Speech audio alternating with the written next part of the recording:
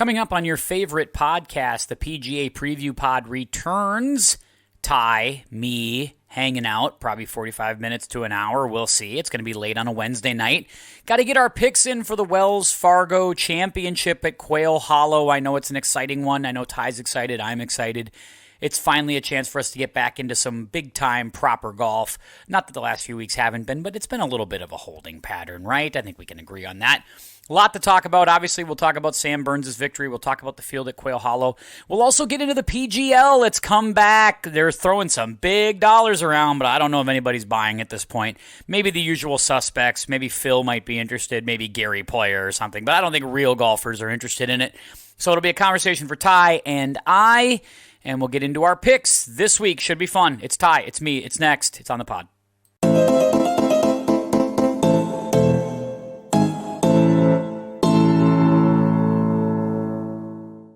Hey, it's the Tim Anderson Podcast. I'm Tim. It's the PGA Preview Pod, by the way, which means that on the other side of this computer screen is my buddy Ty Schrupp. TySchrupp.com, insurance agent to the stars, as we mentioned before, but he's back, fresh off of being best man at a wedding. He's here. Hey, Ty. Hey. There was my version. Yeah, it was a fun weekend. I did not get to take advantage of the good weather on Saturday and get out golfing, or Sunday for that matter. But it was worth it. It was fun. It was a family wedding, and I killed it in my speech.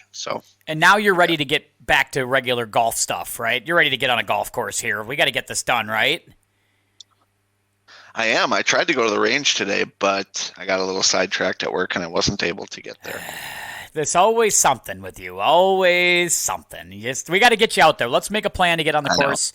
Let's try to get this thing done as early as possible. I'm all for it. I want to say a big thanks to everybody who listened to the Twitch podcast, to the live stream, the podcast of it. We had a lot of folks kind of check in and ask some questions during the live stream, and we've had some folks who've listened to the post when we put it up kind of after the fact, and they've sent me some nice things like, hey, they enjoyed it, they thought it was great. We enjoy doing it, and we're going to try to find more opportunities where we can do kind of that live stream thing. I know we wanted to get Ty in there. We're hoping next time we'll get him in for a live stream, and it'll be fun to kind of sit down and watch. That'll be fun to watch. We'll try to do it again in the future. But I wanted to start by saying thanks to all the folks who hung out with us for 4.5 hours for the first round of the NFL draft last Thursday night. It was a lot of fun indeed. Yeah, listen back to it. It was a good little presentation, and it was fun. The Aaron Rodgers thing is definitely heating up. We're going to have to talk about that when we get closer. But first, let's talk golf, Ty. That's why we're here. I got to be honest. I'm happy for Sam Burns. We've kind of been waiting for the Sam Burns breakout, and it happened, at the Valspar, and Max Homa was in the mix. All the signs were pointing to, I like the golf course. Couldn't get into this weekend. Just really struggled getting invested in this. And I think what's happened is I've hit that post-Masters. There's just nothing going on. There's not a lot of momentum. Yeah. And it's building, but I feel like this week is the start of the PGA buildup, and now we'll ramp it back up again for a little while. And then when we get into the summer, I feel like all bets are off. It's going to be fun the entire summer all the way through because you have all the big events you have coming up. But I felt like we hit this 3-week lull where there was just there wasn't a lot of cachet here. Am I wrong? No, I did watch a good amount on Thursday and Sunday. The thing with golf is there's not really an off season, so you need a little bit of time to shut your brain down, and I guess this is it. This is kind of the doldrums of the season. I was a little bit into it. I thought that the course was okay. I wasn't a huge fan of. It was kind of brown and dried out, and sometimes I think that's a little bit forced when they have the big boys coming into town. It's just easy to just turn off the sprinklers. And I think it was just kind of a classic case of that where they tried to make the course harder than it was meant to be. So visually it didn't do a ton for me. I was dialed in. I like Sam Burns. He's been a guy I've watched this year, and he's had a couple of epic collapses. I really didn't think he was going to hang in there on Sunday, but I was sort of dialed into my Keegan Bradley pick because he gave me a little bit of flack for that. and he almost went wire to wire. Listen, I'm not going to say another word about FanDuel drafts because 4 out of my 6 guys missed the cut, and what a absolute disaster from my FanDuel team. An absolute choke job. Just a horrendous performance by me, to the point where I'm throwing darts this week. I have no idea where we're going, because here I felt really confident about what I had last week. Felt really good, and did not pay off. Not a good situation this week. Not good at all. Hated it. Hated every second of it. I was miserable from Jump Street. Maybe that's why you weren't into it. Yeah. Just too competitive. But you're right. Keegan played well. And you know what? To be fair, Keegan Bradley's played well a lot this year. I don't think obviously his putter let him down, but he's played pretty good golf tee to green all season long, and the numbers sort of bear that out. Yeah, he's had a really good little first half of the season here. Yeah, his putter, man, on Sunday on the back nine, it was bad. I mean, he had every opportunity to be right there, be in a playoff, and he just couldn't do it. He couldn't make anything, even inside 5 feet. He was just missing everything, and it wasn't all that close even. Yeah, I felt good about him coming into this week. It just seemed like a Keegan Bradley week with how he had been playing, and it was, probably less than average. Little bit top heavy with DJ and JT, but a little bit less than average field, and it just felt like a Keegan Bradley week, and it turned out to be a Sam Burns week. So, and that's another thing too that you mentioned with DJ and Justin Thomas being in the field, but we both kind of agreed heading into the tournament that they weren't on. We wouldn't say they were on form. Like, we wouldn't say that they were trending in the right direction. We felt like they could make the cut, but I don't think either of us thought DJ or JT to win the golf tournament. And I think maybe that's part of this lull too, right? Is that during this lull, this 3-week stretch, Spieth hasn't played. JT's played once. DJ's played once or twice and hasn't played all that fantastic. DeChambeau hasn't really played. It's been one of those. It's been that this is where all the big time players clearly decided, like, this 3-week gap is where we're regrouping, we're reanalyzing, we're resetting ourselves for the rest of the season. But in that, yes, we get some young guys stepping forward, like Sam Burns, Cam Smith, those guys stepping forward in the last few weeks, but we kind of lose the star power. This week we just didn't have it. Max Homa was as close as we had to a star, really playing in the last couple of groups there on Sunday. Yeah, what a world that we're living in. We're saying in the last 4 or 5 groups, the biggest name was Max Homa. The Sam Burns thing, I'm sure we'll talk a little bit about him, but is that who would you compare Sam Burns to? That's a great question, because he hits it a ton.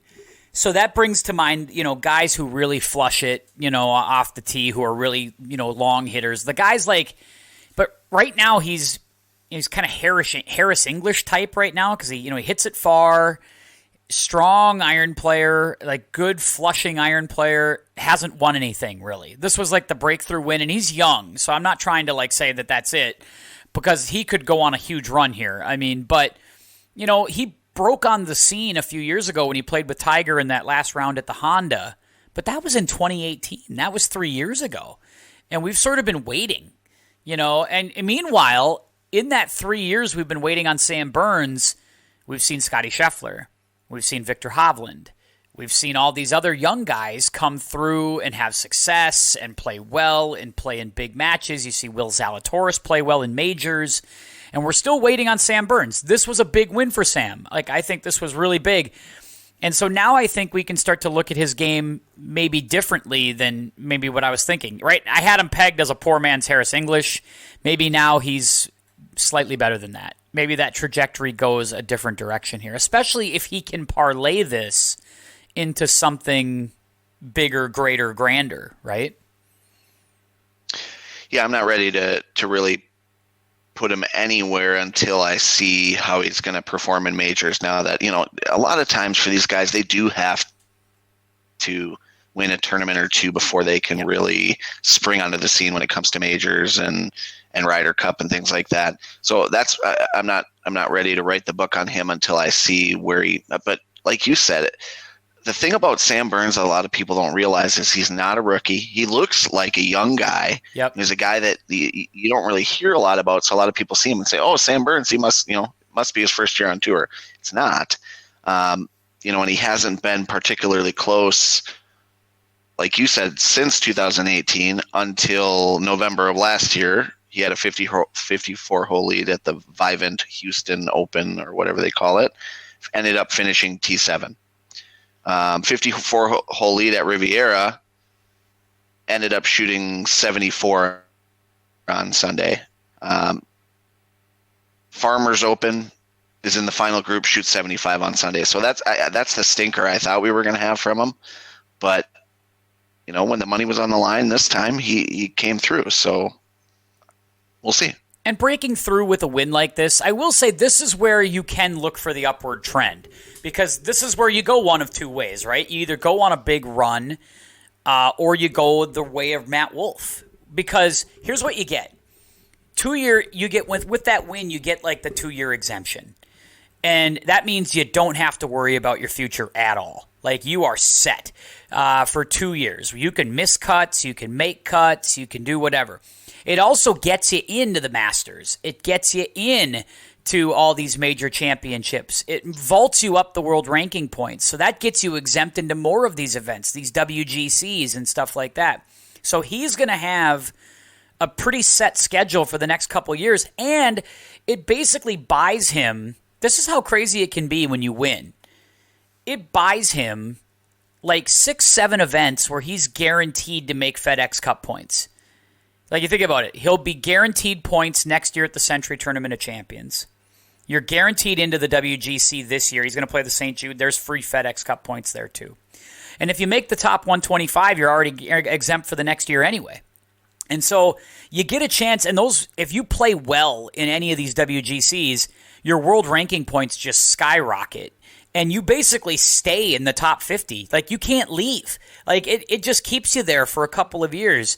And that goes one of two ways. You either go on a run where you rattle off a couple of wins, you establish yourself as a perennial player, kind of like Tommy Fleetwood did. Even though Fleetwood hasn't really won in a few years, Fleetwood's still constantly in the top 20, 30. Same with Hideki Matsuyama before he won the Masters. You get into that area and you just play steady, you will accumulate enough points to just hang around. And that's big. Or you can go the way of Matt Wolff. Yeah.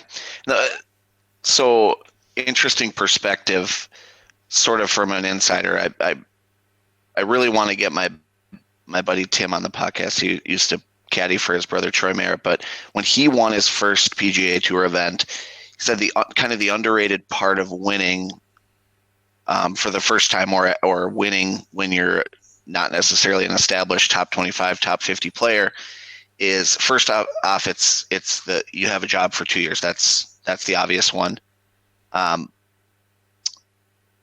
But the part a lot of people don't realize is then all of a sudden your tee times get better. So you're showing up, you're not teeing off at 6:05 a.m. You're not the last tee time on Friday. That makes a big difference from a competitive perspective. And then obviously there's the exemptions into the majors, but yeah, the tee time part is kind of something that we don't see a lot because we don't follow these guys a lot on Thursday and Friday, and you're not looking to see where Sam Burns teeing off on Thursday, but it's probably at the butt crack of dawn.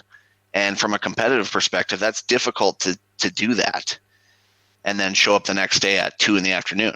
Yeah. So yeah, that's true, because I mean you're not in the television windows, right? Like you're not they want to catch you in the window. Right, and so like if you're a player like look at Max Homa. Now Max is sort of in the eye, and so where is he? He's on PGA Live. Like, he's in feature groups. Like, I think he's in a feature group this week at the Wells Fargo. So he's going to have like window coverage. And if you're a guy that's not in that caliber, you don't get those coverage pieces. Yeah, you're right. Your first guy off or your last guy off, and It's you're getting either the worst of it in the afternoon, the worst green conditions, the worst turf conditions, or you're going off early when it's the coldest, when the ball's not moving the furthest. It's definitely different. So that's a great observation. Speaking of Troy, by the way, he played pretty well. I thought he was going to maybe be in the mix on Sunday. Ended up playing pretty decent, getting a half decent finish. Still needs to get some. He needs a couple more solid ones to really cinch himself into the 125. He's about 143 on the FedEx Cup right now. Needs a little run. Needs that Barracuda push that he usually likes to get. It'll come. There's still some, especially those opposite events. That's usually where he cleans up. But yeah, he played really well. I think he finished 9 under. He's going to play at the 3M. We're going to have to follow him if he comes to play at the 3M. And I think he will. He plays. I think he's played here all the time in the last 2 years. We got to get Troy here. Yeah. Yep. I think he's played in both. So we got to go follow Troy. We got to get him on the podcast. Yeah, I want to get Troy on. Troy, listen, pal, come on. You and your brother, come on the podcast. I'll talk Spring Lake Park hoops with you. I want to talk about his high school basketball career with a full head of hair. That's what I want to see. We'll talk all about that. Golf's great. I want to talk Spring Lake Park hoops. I'm sure he'd be all about that. Talk about Boise State, all that stuff. I was watching Winona State. I was watching a interview with him, and he said the best piece of advice he got as an amateur golfer, which I use all the time, is uphill putts break less than downhill putts because you're powering it through the break. Yeah. Little tip for the people at home. That's true. I use it all the time. I love getting an uphill putt because it does mean I can fire at it a little bit, and I don't play as much break, which is I'm putting really well, by the way. Can I just talk about how Jesus? He's right about that. The downhill, if you miss on the wrong side of greens, that is so much the difference between having a half decent day and having a bad day. If you're putting downhill defensively the entire day versus putting uphill offensively, it's such a difference. That was one thing I noticed when I watched Max Homa. He was on the No Laying Up strap season in Southern California, which, by the way, if you don't watch that, I'm not trying to plug other podcasts, although No Laying Up doesn't need help from me. Those guys are great. I encourage people to go watch that YouTube show because Max played with them for a couple of rounds. Now, this is pre-Max winning at Riviera, pre-Max winning at all these things and becoming a everyday player. He's just, they were asking the guys, I think it was Neil, they said, what's the thing? Just be below the hole all the time. That's Max. He's putting uphill below the hole all the time. Every hole. He's never putting downhill. He's never putting a 20-foot sidewinder. It's always, where's the pin? All right, I got to be below it, and I'll putt up the hill at it. Every time. And it's I guess if you want to be a good putter, that's a pretty good philosophy. Find the spot in the green where you can put it that leaves you something uphill where you can be aggressive at it. Yeah, I would say that's a really, really important thing because so many people just want to fly it to the flag. They want to see it track. They want to see it, land by the hole. And you're going to be putting downhill almost every time. Most greens are sloping from the downside to the upside. So yeah, that's an extremely mature thing for Max Homa, a younger guy. But yeah, that was my first exposure to Max Homa was on Strapped SoCal. That was great. Yeah, that was great. That was really just an exhibition and kind of how to do it. I thought that was kind of cool. I learned a lot from that, actually, because I never really thought about that. Because I'm one of these amateurs. You go out there, you fire at every pin. You just, the pin's right there. I'm going for birdie. I got to stick it to 2-3 feet. And it's you start to learn, you don't have to do that. If the pin is sitting 113, you don't need your 113 club. You might need your 108 club, your 109 club or something like that, and try to leave yourself a little short so you can putt up the hill at it. Sometimes it's not so bad. And it was a cool thing. I learned that and it's helping me this year because I think I'm putting better. Similar to, I learned really just last year was stop going at flags on par threes and hit the fat part of the green. Basically, take the pin out of it. Yeah, Jason Day talks about part that. Of the green. Jason Day basically says that he never fires at a stick at the par threes. He's just middle of the green. If we make it, great. If we don't, we're going to make par. We're going to get out of there. Such a good philosophy to have. I just think that that's the difference between like guys who like make money and guys who do not playing golf. Like they see it differently than everybody else. And that's one thing. You go back, you start looking at Tiger, and why did he close out so many golf tournaments? Like, why does Sam Burns, why did he struggle so much, and why did Tiger close out so many in a row? If you look at Tiger's final rounds, it's not like he went out and shot 64, 63 in those final rounds. He built his lead on Saturday, went out and shot 71, 70, 72, played pretty boring golf on Sundays to close out, but he did what he had to do. Like, he never made a double bogey, never made a big mistake. It was always just like, hit it off the tee with less than driver, put it on the green with an iron in the middle. If I make a 20-footer, great. If not, I'm tapping in for par. And they have to go out, and the opponent has to go out and shoot 65 to beat me. Pretty good philosophy. And he didn't lose very much. Mm-hmm. So it's not hard when you start to think about it like that. But very few guys seem to master that. It's so interesting. That's why a lot of 54-hole leaders don't win much. I'm always surprised by that. Like, why don't more 54-hole leaders win tournaments? You know, it's mental makeup a lot of times. But, yeah, basically you alluded to it. I think too many people go out and try to do the same thing on Sunday that they did on Saturday. And obviously what they did on Saturday put them in a position to close out on Sunday, but it's just not realistic. The pins aren't for it. It's just a different day, and you need a different strategy. If you're a 54-hole leader, you can't go out and try to shoot 65. It just doesn't happen. That if you go out and try to shoot 65, you're going to shoot 74. That's just how it works. Unless you're Tiger Woods. You can't expect to be dialed in all the time, right? That's the whole thing. So good for Sam Burns. Happy for him. Good to see him kind of get that win, and we'll see if he parlays that into something. I'm curious to see how the rest of the year plays out there. Now we're starting to get some of the big hitters back. We're going to talk Quail Hollow in a little bit for the Wells Fargo Championship. As we make our run, we're just a couple weeks away from the PGA Championship at Kiowa Island. I just watched another thing on the War by the Shore and listened to another podcast. It was just great stuff. I encourage you, if you haven't had a chance to check that out yet. That's really good. But hey, I got to talk to you about this because this made headlines again this week. So we heard about the PGL a couple years ago that pre-pandemic they were making a run to try to get after some of the top guys and start their own tour. Kind of went away during the pandemic talk. We didn't hear anything about it for a year and a half. All of a sudden, this Super League idea pops up for soccer a week or two ago. Now, all of a sudden, back comes the PGL back in full force.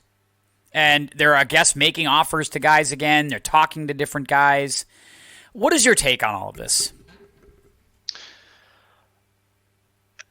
You know, I'm not a fan of it, but I also don't think there's as much money talks, but there's not as much steam as it we're maybe led to believe, or as you might think reading a headline.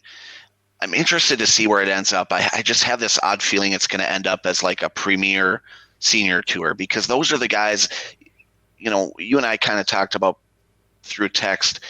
The one person who seems to be showing a little bit of interest is Phil Mickelson. Well, if you're Phil Mickelson and you have the opportunity to make $150,000, maybe winning a senior tour event, or go out and grind on the PGA Tour and try to make cuts to make 30, 40,000, and then all of a sudden the Premier Golf League, a bunch of Saudi Arabian billionaires are throwing $100 million at you. I mean, it seems like a pretty good business decision, right?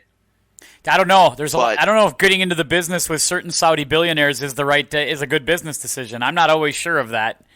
I don't know. But I mean, if they're going to throw bags of cash at you on the front end, it doesn't. Phil doesn't care if the league, Phil doesn't care if it pans out, right? Yeah. Now, you look at someone like Rory's been very vocally against it. JT's been very against it. DJ's DJ. He doesn't really say anything. But, let's use DJ as a case example, the number one player in the world.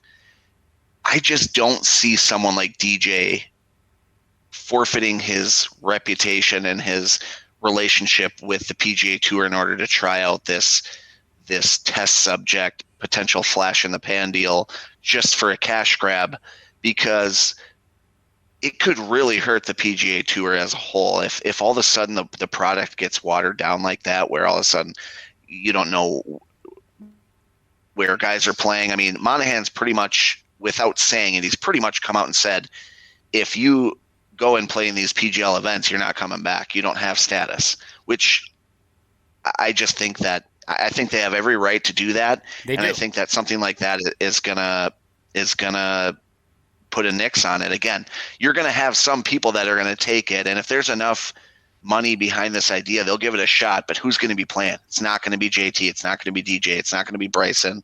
It's not gonna be Rory. So see, I think the guys point, who you really might cares? talk into about this, and that's the thing.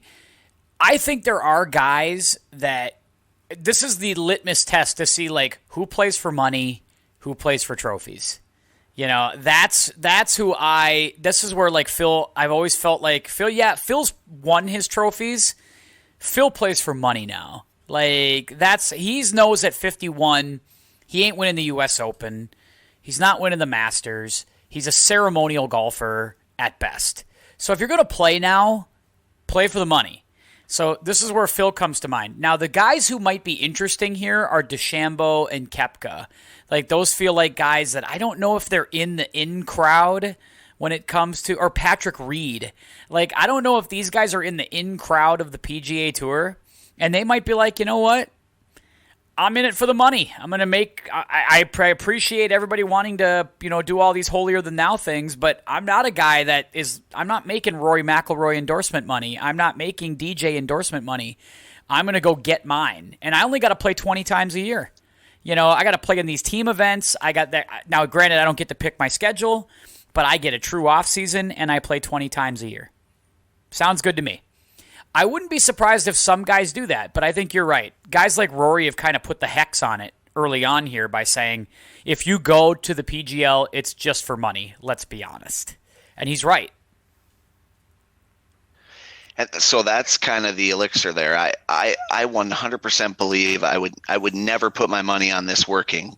But if all of a sudden they get maybe 3 big names, it could have a chance. For those who don't know, I haven't picked up on this, the PGL is the Premier Golf League.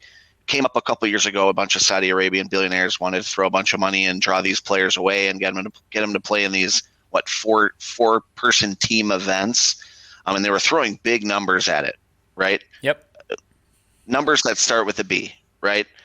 And a lot of the players have been pretty critical about it, but not everybody's spoken out about it. So it could be the players that aren't critical of it that just aren't talking.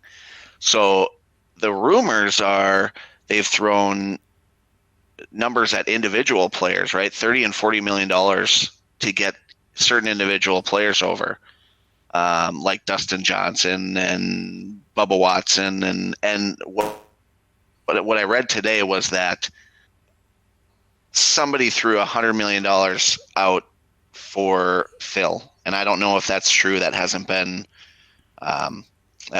confirmed, but wouldn't that be something? I mean, if so put yourself in Phil's shoes, right? Let's say you've won how many majors?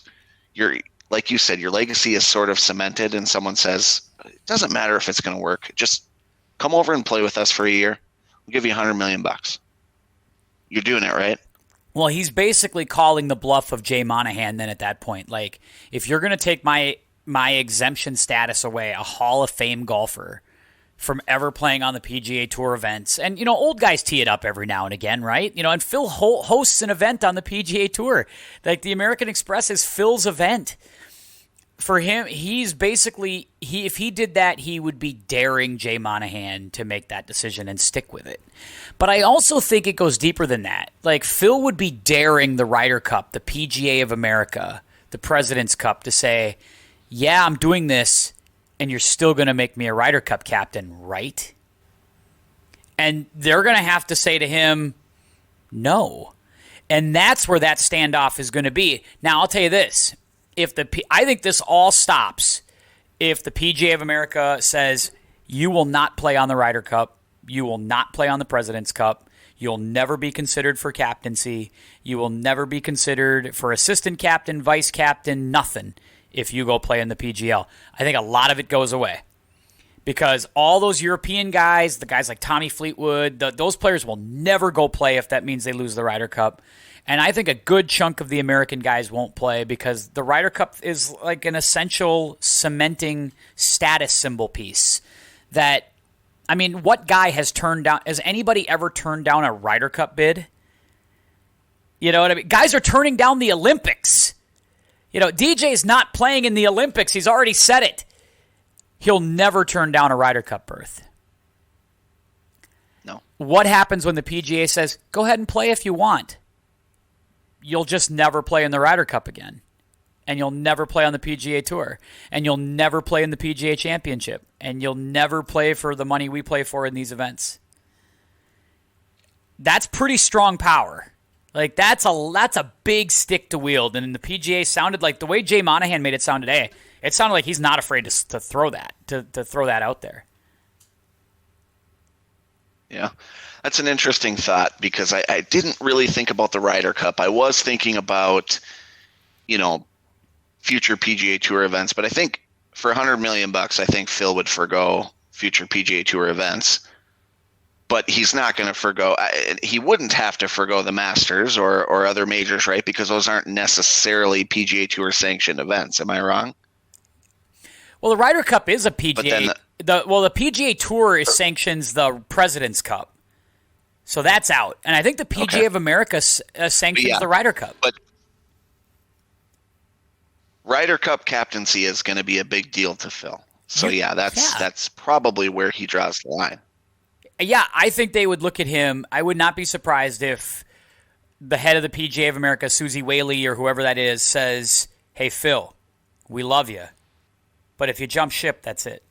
Go make your $100 million, but that's it. Like, we can't use you. Like, we can't have you. We're not. And I do think there are sponsors, like, because Rory puts it out there today. He said, they have no media, they have no sponsorships, they have no nothing at this moment to which to speak of. They just have a whole bunch of money from some guys and some whatever. And I do think that's legit.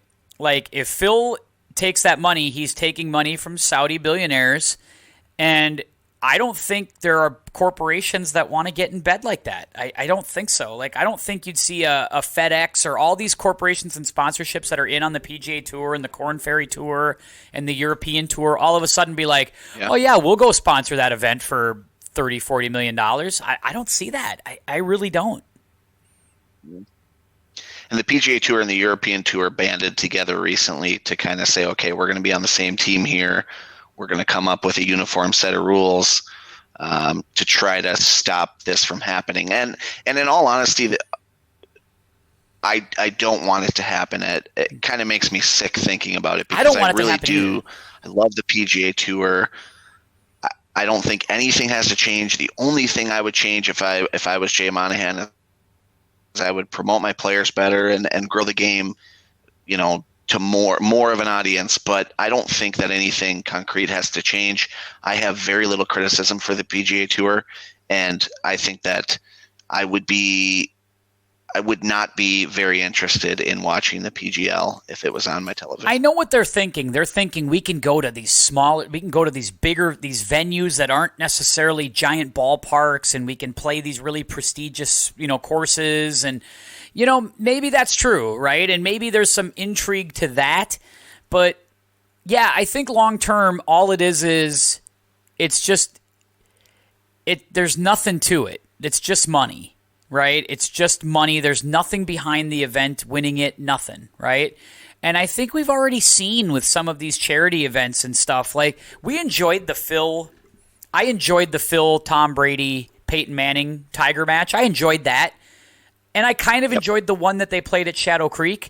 But basically, I'm cool with that if they want to play venues like that in small venues for charity, things like that. But if I'm thinking, yeah, I'm watching this guy pocket $40 million who's already got like 200. I'm not interested in that. I think the thing that drives people to the PGL, or at least thinks that the PGL has a chance, is they're like, there's this thought process out there that the pros, like the Justin Thomases of the world, the Tigers of the world, the Phils of the world, they're like, you know what? The reason Charlie Hoffman makes the money he makes on tour, the reason Stuart Sink makes the money he makes on tour, the reason Harris English makes the money they make on tour is because of me. Like, they're not doing anything to contribute to what I'm. They don't deliver ratings. They don't deliver they don't deliver anything. I'm delivering all of it, and they're making all the money off of it. You wonder if there's a little. That's part of, I think, the conversation that's been had on this, and that's what makes me wonder. Last week, the PGA leaked out that $40 million social media, player impact profile thing or whatever it was. That got leaked out. You wonder if that's not a direct retaliation almost to what the PGL is trying to offer. Or maybe what those high-end guys have said, like, hey, look, I'm all for the PGA Tour. I'm here to sell it out. But I'm tired of bankrolling, Jim Herman. I'm tired of bankrolling, some of these guys that are 127th on the money list who are, making $800, $900 grand a year, $1 million a year for taking T40 every week. I'm tired of bankrolling these guys. I wonder if that's not part of this. Yeah, it's no question that Impact Player Fund is a direct response to this PGL idea. I mean, they don't just pool together. I think that the PGA Tour thinks that these guys are well compensated. There's no way they're pulling together $40 million to give to the rumored to be the top 10 players. Is that? Am I right something there? Like that. Yeah, something Unless like that. Like $8 million. Which, by the way, the $8 million should just go to Tiger. Home. The $8 million should just go to Tiger every year and forget about it. Like, seriously, Tiger should, whether he plays or not, should just get the $8 million for first place every year because Tiger makes the whole thing go. Or at least he has, and he still does. Everybody can thank Tiger for the money they make. Like, seriously. If there's ever one guy that should stand up and be like, yeah, this PGL thing's a good idea. Why? Because I built this tour. I'll build that tour if you want me to go do that. But that's it. I even wondered if a year ago Tiger wouldn't have been somebody they could have talked to about this, although I don't think so at the end. But like Tiger would have been the bargaining chip. But with Tiger out for at least a year or two, he's not a bargaining chip anymore, really. I mean, unless it's really just about the initial ratings push. It doesn't matter if Tiger was playing in the PGL. It doesn't matter if Anirban Lahiri was his playing partner. The ratings would have been through the roof. No question. Now, there's probably some truth to that. So, in the end, I think we both agree that I don't think this works. But just like the XFL didn't work, but the XFL led to changes and innovations in the NFL, or the USFL didn't work, but the USFL led to innovations and changes within the PGA, or within the NFL. What are some things that a upstart competition tour could bring to make the PGA better? Like, what is something we can take out of this kind of this takeover, this hostile takeover, if you will?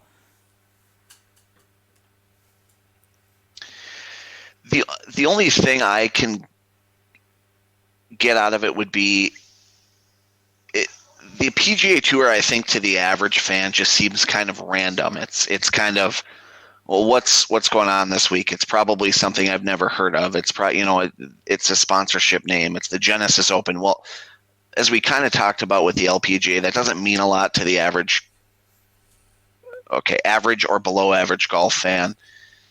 It's a lot of that. They've tried to instill the consistency and the every week matters mentality with the FedEx Cup, and I don't think it's that they've accomplished it. Now that makes the actual events of the FedEx Cup playoffs exciting, but I don't think that brings the average golf fan to really care about FedEx Cup points on a week-to-week basis. Now these guys care because of the money at the end of the road. But that's really something they could do, and I don't even know if it's realistic. But again, there's just too the PGA Tour season is just too random, and I don't think golf fans really even know when it starts and when it ends. And the 2021 season really starts in November of 2020. It's just kind of random, and that's something they could clean up. But again, if I was Jay Monahan, I don't even know where I'd start. I'm with you. I don't love the wraparound. I'd love to see like a start. I think it always should start with the TOC. To me, the season always starts at Kapalua. Like all the fall events, I know they count on the season, but they don't really count to me. They always just kind of they feel separate from the rest of and I understand why they have them as tour events, because you got to get sponsorships and it starts for players and it's good for the Korn Ferry guys who graduate. There's plenty of good reasons to have those events, and I'm not trying to take those away, but at the same time, I guess I want them. I wouldn't mind if they just set the playoffs in November or late October and just said, we're playing it then. Yes, I know we're opposite football, but we're not opposite opening week of football, and we're going to play primetime golf. Like, we'll do a Wednesday to Saturday. We'll play in California. We'll play in Arizona. We'll play in Hawaii. And I understand, okay, well, then they don't get to play in Eastlake. Well, I'm sorry. Like, that's just how this goes. We're going to play at Pebble Beach. We're going to play at someplace in Hawaii that's amazing. And we're going to play someplace in Arizona that's amazing. And that's it. Like, who would say no to that? And then you end your season, like November 10th, and then you take 6 weeks off. And you're just like, that's it. That's our season. 6-7 weeks off. We start again in January. Now, don't get me wrong. I'm miserable those 6-7 weeks off when there's no golf to be played. But that's when other things come up, right? Like, that's when the Hero World Challenge can be played. That's when the guys can go play in Australia for the Australian Open. That's when you can play President's Cups and things like that. I understand all of that. Like, I think there's room for that. I'm wondering if that's not what this leads to. Let me throw an idea out there. You let me know what you think. Sure. The PGA Tour, I wish that the PGA Tour season was more set in stone. Okay, you ask these players to play, okay, give me 16 weeks. Give me 16 tournaments. The majors are aside. Yep. But I want everybody, if they're healthy and they're able, to show up to these tournaments.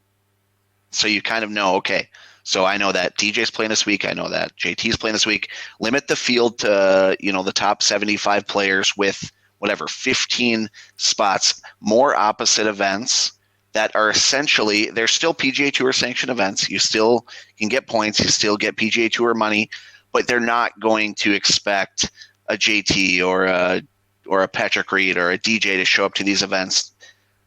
They're essentially like AAA events, and they're not going to get a ton of TV play, but prove yourself, win these tournaments, and boom, you're in the next PGA Tour event. I think that people would enjoy a little bit more consistency and not just knowing, if I turn on the TV on Sunday, I know that there's going to be names I recognize, and I'm going to know the course, and I'm going to know that it's important. I don't know if something like that works, but I think that all of the factors are there. That you can still have the money, you still have the TV. There's a little bit more predictability, and I don't even know if the players would go for it, but it's just a thought. I'm in on that. I'm in on listening to some of those ideas, and that's what I think hopefully comes from this, right? Is that you just look at what can we do to make the product a little better. I love the tour. I love watching the tour events. Although I will say, like, I love when they go to different ballparks. I want to see some different courses. There's a lot of courses that look the same to me. There's a lot of courses that play the same to me, and I just want more variety in the golf courses. And that's kind of what I'm looking for. I liked Valspar better in March than I do in April. I just do. Like, a month earlier to me made a difference on the golf course. I'm with you. It didn't blow me away like it normally does. Normally I love the golf course, but I think it plays differently in March than it does. It's kind of like the players. I thought Sawgrass in March is way more fun than Sawgrass in May. Like, to me, it's not close. Like, Sawgrass in March is a much different golf course. It's a more fun golf course to watch. I want to see them just pick and choose their venues a little differently. I love quirky, kind of different ballparks. Like, I love the match play at Austin Country Club. I love that golf course. I love Sawgrass. I love Hilton Head. I just want to see I love Riviera. I just would like to see some of that. I just feel like sometimes they go to some really nondescript golf courses, like the one in Louisiana. I enjoyed it more this year than normally, but I feel like TPC Louisiana's, it's got alligators, and that's about it. That's where I think Yeah. you can make changes. Find some golf courses that have a little character. Like, I know they play TPC Twin Cities up here. We got a ton of high-end golf courses up here that they could play. Why not play Spring Hill? Why not play White Bear Yacht Club? Maybe it's not big enough. I don't know. But, get creative here, man. Let's go. I want to see some cool venues. All right. Yeah. Go for it. No, go ahead. Take it away. No, you get the last thought. Nope. Go ahead. You get it. I was just going to say that my thought in hindsight could potentially water down the majors because that's really what draws me to the majors is knowing I don't have to look at the lineup. I know everybody's going to be there, and that's what gets me excited. So a little bit of a rebuttal to myself. That's good. No, I think you're right. And look, and I want but that's just it. I want the majors to be special. But I also want tour events to have importance too.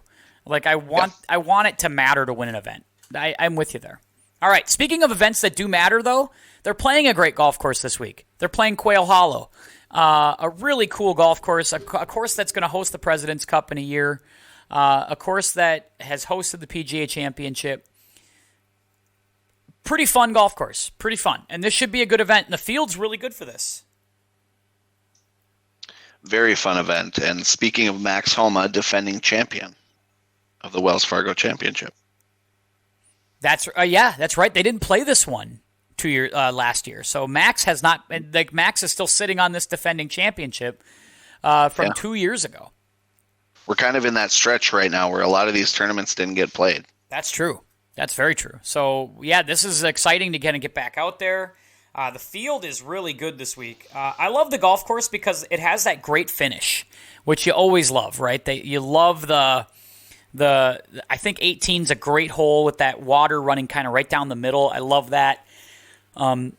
There's some really cool kind of quirky holes. We saw Jason Day get into a ton of trouble at the PGA here a couple years ago where he was kind of chasing it out of the trees and hitting some weird shots. You can get out of joint here, but this is really a hit it far, putt it well, you can win kind of golf course. And that's why you've seen guys like Ricky win here in the past. You've seen Tiger win here in the past. This is usually big-name golfer winning, which is why Max winning a couple years ago was a bit of a surprise because normally it's a Rory course, it's a Ricky course, it's a Tiger course, it's a big-name guy.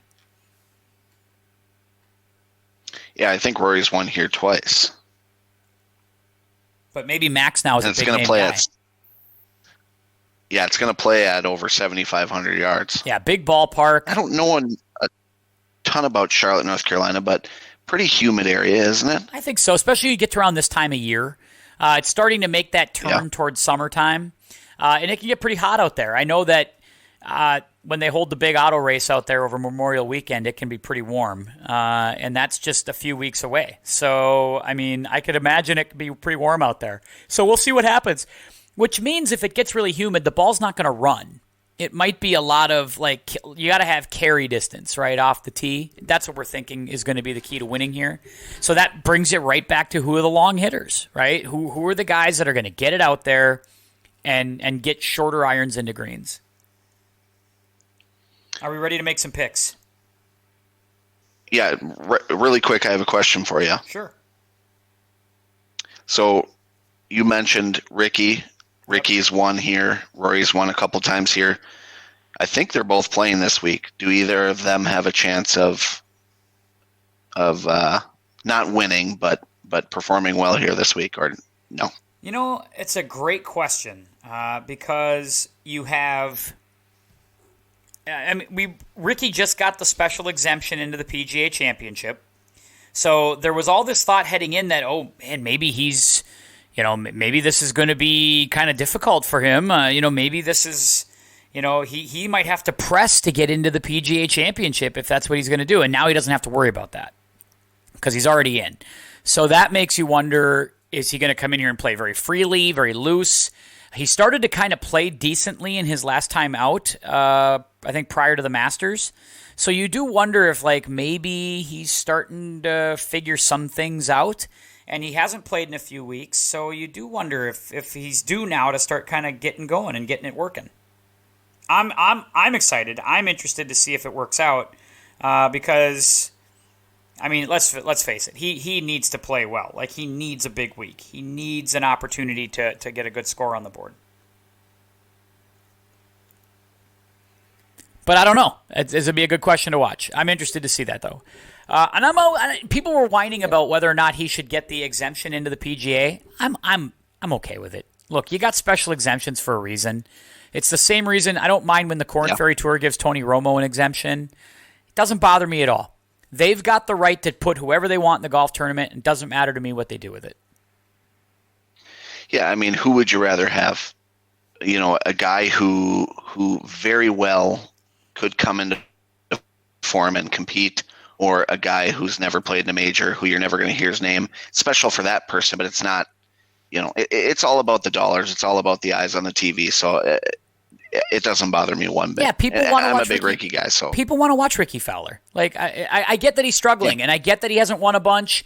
I understand that, and that criticism is very fair. I don't have any problems criticizing Fowler for that stuff. I really don't.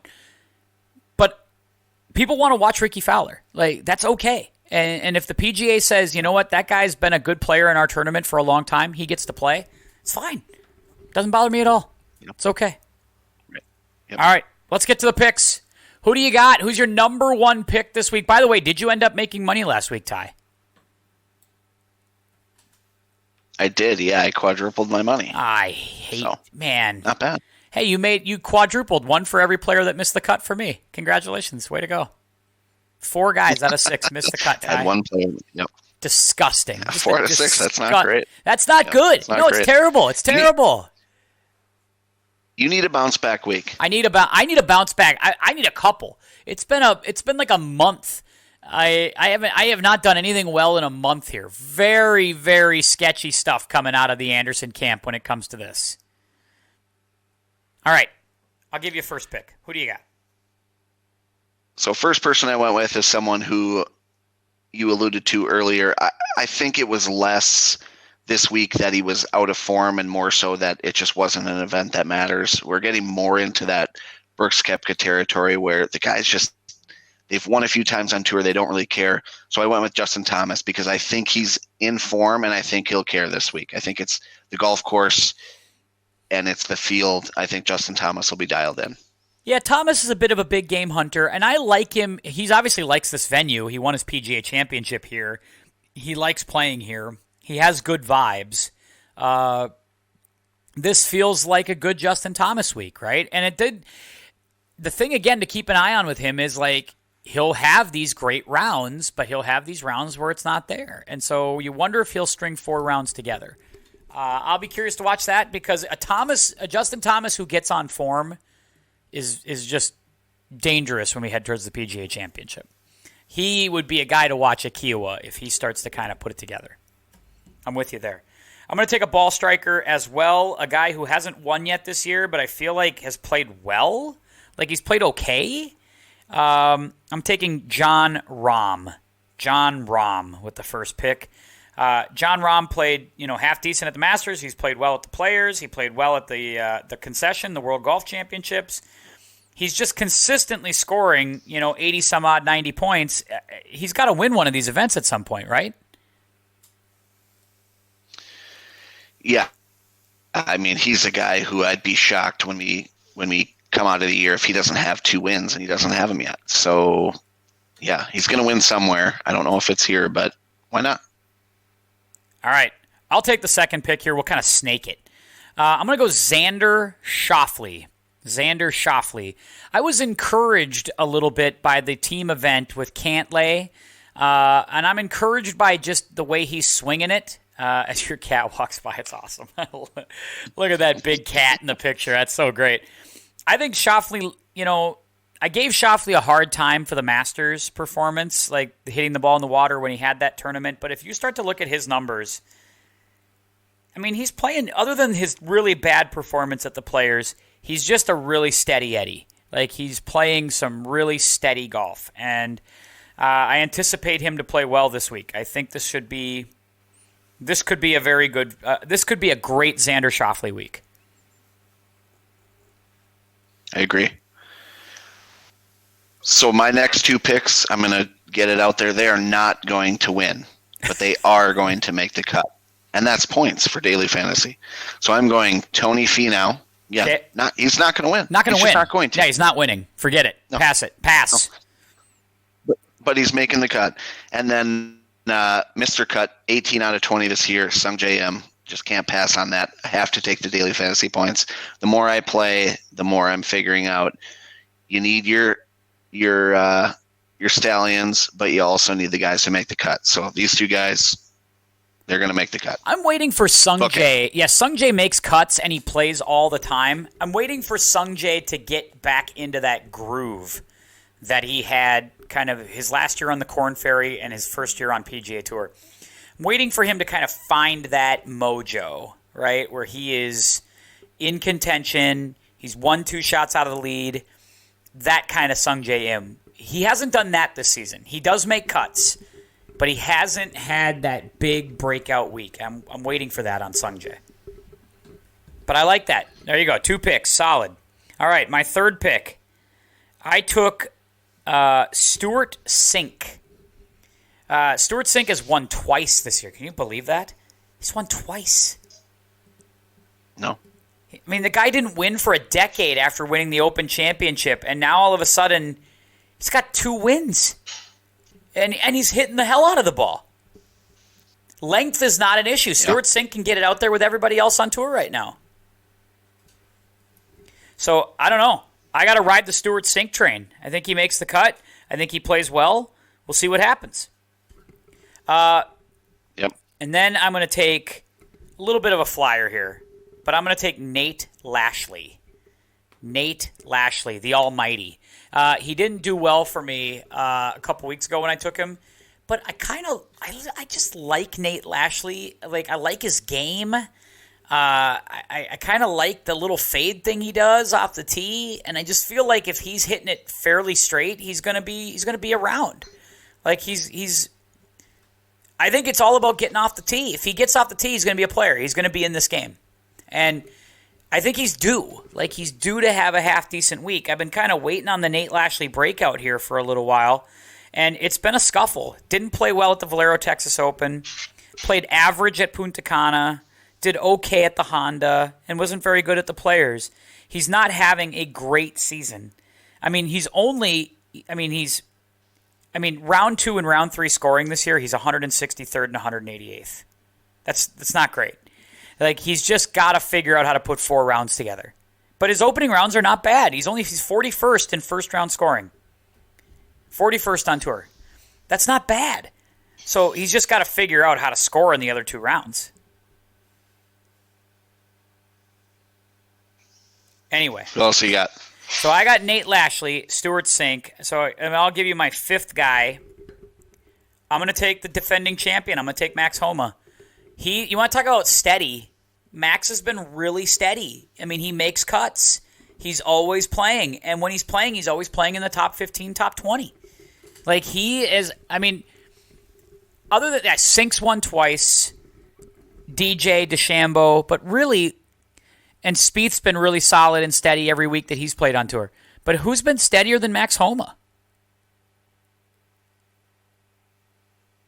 Yeah, solid. So give me Max Homa. I like that. All right, my next pick, I'm going with the 3M killer, Michael Thompson. Had to do it. He played pretty well at the Masters. And I really wanted to text you, but I was just waiting for him to fall off, and he did. But played really well. He hung in there. He's a good player. I think he's better than you give him credit for. So I'm really rooting for this pick because then I can really send you a good text and say, "How about Michael Thompson? If he wins this, hey, if he wins this, you can't say nothing. If you win twice in a year, he's going to be the defending champion at 3M.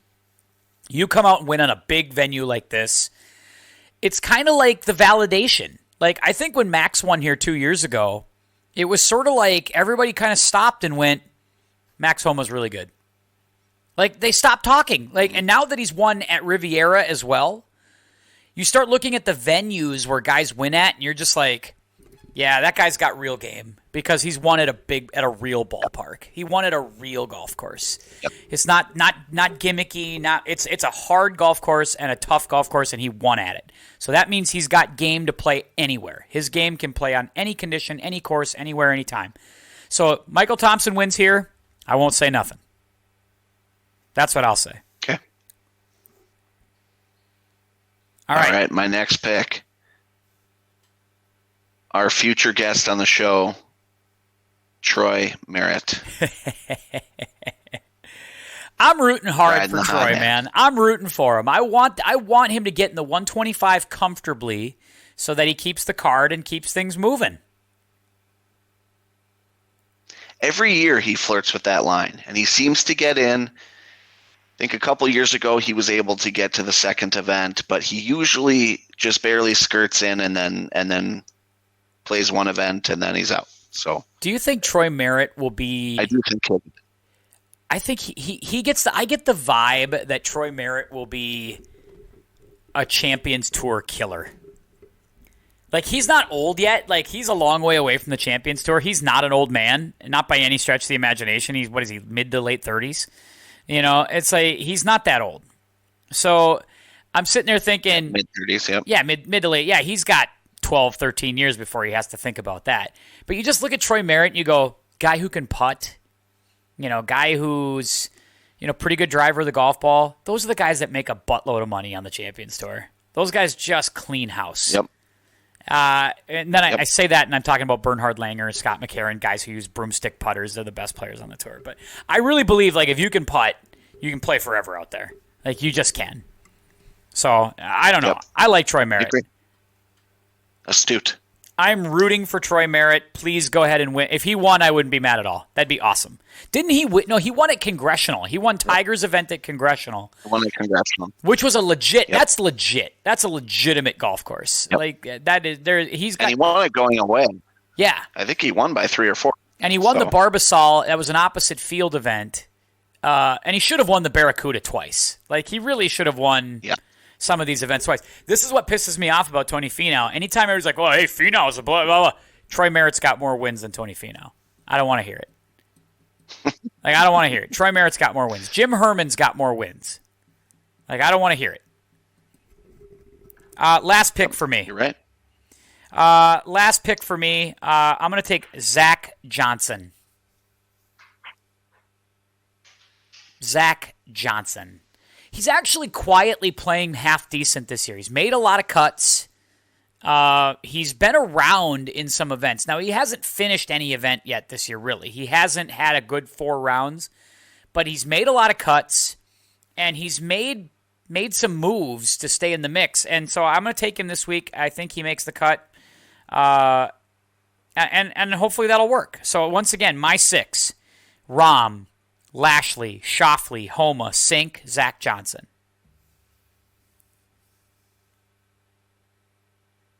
Did you get all 6 in?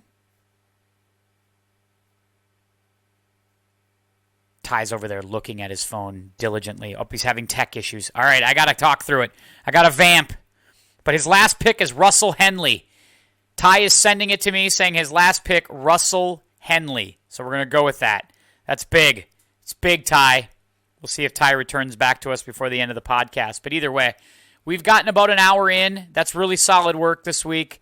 Talked a lot about the PGL. And obviously, if you've got comments about anything we've talked about this week, you're muted, by the way, Mike. So, or if you could unmute your mic, Ty, somehow, you could get back in here and talk with us.